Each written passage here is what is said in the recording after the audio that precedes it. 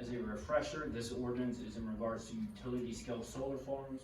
Currently, we tax them through our M&T or machinery and tools tax.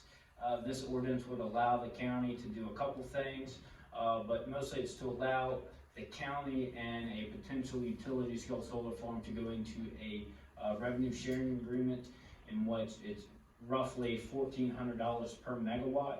And it also allows the county to go into a siting agreement, which then the county can then receive tax revenue from either both the M&T and revenue share, whichever is greater. So it's an added benefit for the county. How did this actually come about? Is this something you all as staff looked at, or is this something you? This is through state code. State code, if a solar farm, and Mr. Popovich, please correct me if I'm wrong, but if a solar farm over 5 megawatts intends to come into a county, they must go through a siting agreement process. And the only way in order to go through that process is if a county has a revenue share ordinance in place.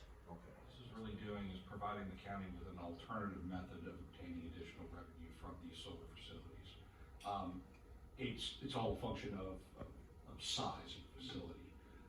When you're dealing with just the M&T tax, you're going to get X amount of dollars, but if you talk about revenue sharing based on the increased number of wattage, you may be able to obtain additional revenues. And so it just gives you an additional avenue to collect potential revenue. It's also my understanding that this in no way ties the hands of the board to approve or deny any future facilities that may come before this one. Absolutely